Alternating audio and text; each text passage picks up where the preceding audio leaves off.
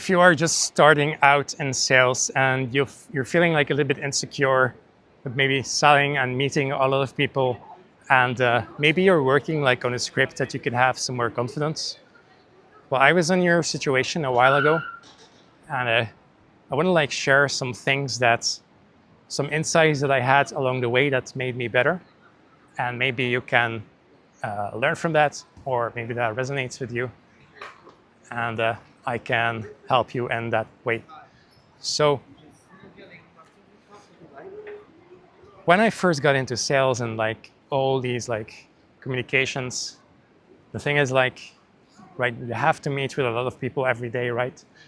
You have to make a lot of calls, or over the phone, doing cold calls, or doing just setting up these leads, setting meetings. Or like the other thing is like you can talk to like sales meetings, like sales prospects. You can have like more extensive, serious conversations if you're like an actual sales rep.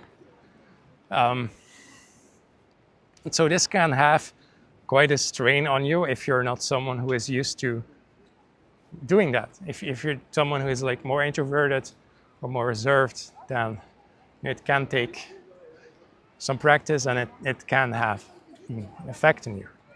So the key here is just to be patient with yourself, because as long as you keep doing it and you keep enjoying what you do and you stay aligned with what you do, then eventually, you're going to improve and you're going to get better. So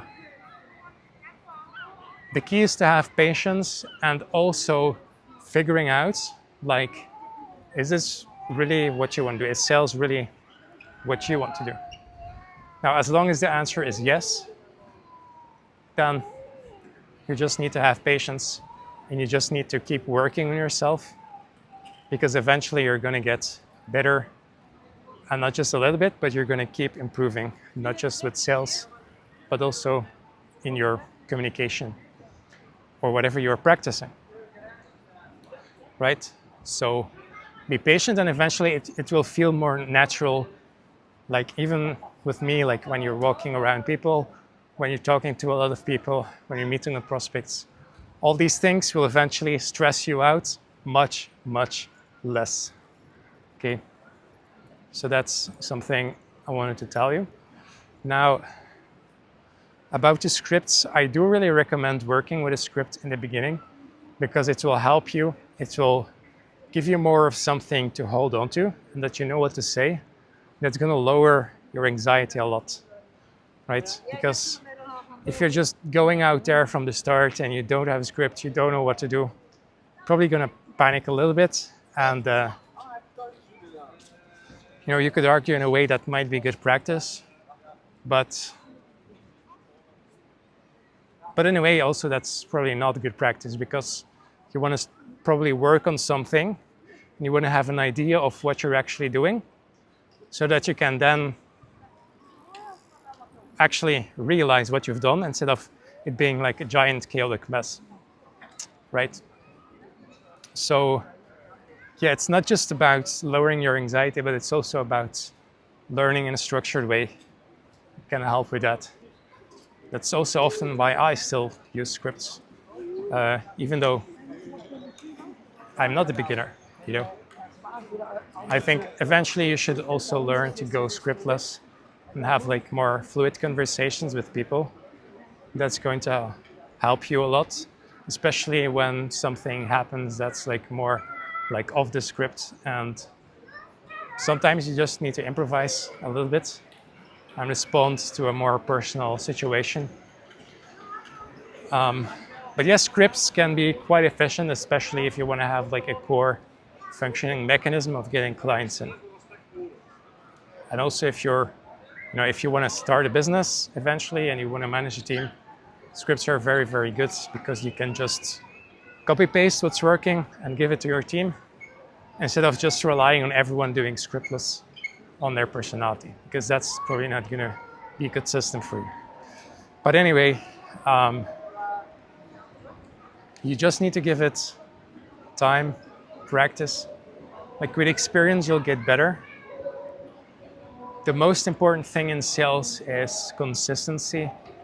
So you want to make sure that you do your cold calls, your sales meetings every day, because as soon as you stop doing it, you can get into a slump where you lose momentum. Then it can be more difficult to grind again, right? So